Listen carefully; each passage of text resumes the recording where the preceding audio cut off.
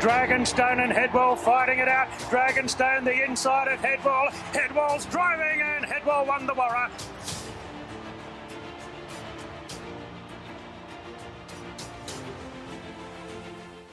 Another Sydney sider heads to the Kia Quokka, with Unibet teaming up with the Chief Racing Syndicate, selecting the Matthew Smith-trained Headwall. Jake Altieri alongside me to preview. Jake, he's all but come from nowhere to suddenly be a serious Quokka contender. Yeah, he wasn't a very recognisable name heading into the autumn of this year, but we definitely know all about him now. Yeah, Jake, he's contested all the major Group 1 features this campaign. He's picked up plenty of admirers, but perhaps the market isn't currently giving him the respect he deserves. Yeah, it's an interesting one. He was $26 in the Oakley plate when flashing home up the inside after having no luck. He was then $14 with a bold run behind Jolly Star in the Newmarket Handicap.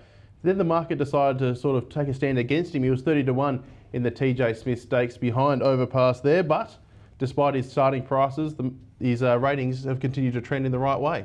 Well, Jake, let's take a look at Headwall's rises through the ranks. So as we can see, he's gone from being a borderline listed sprinter at the beginning of last campaign to a Group 1 contender rated 117 on the Racing and Sports scale in a little under 12 months. Yeah, it's quite extraordinary, and all the credit has to go to Matthew Smith and his team there in Sydney.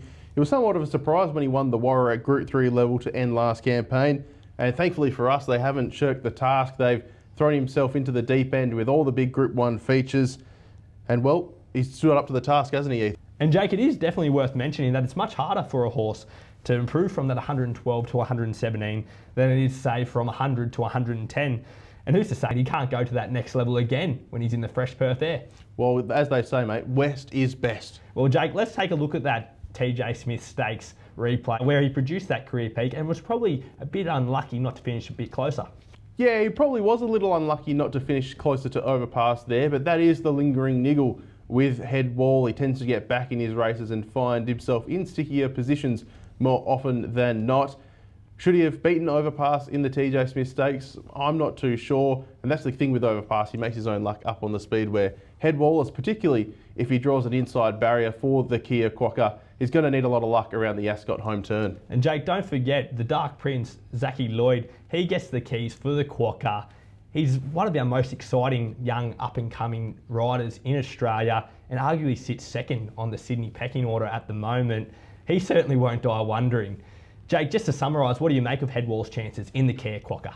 Yeah, I think he's priced up correctly at the moment, Ethan, being that second pick. As we've been talking about, he brings in the strongest form lines, running in all the Group 1 features in the autumn and pushing, was he a length off Overpass in the TJ Smith Stakes there while unlucky. So I think he's priced up about right as second pick. He certainly does bring some of the strongest form lines, mate, and he's still improving.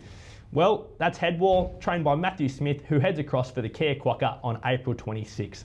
For more Quokka profiles, stay tuned to 7plus, Racing WA and Racing and Sports social media channels to hear more runner profiles as they get announced. Dragonstone and Headwall fighting it out. Dragonstone the inside of Headwall. Headwall's driving and Headwall won the Warra.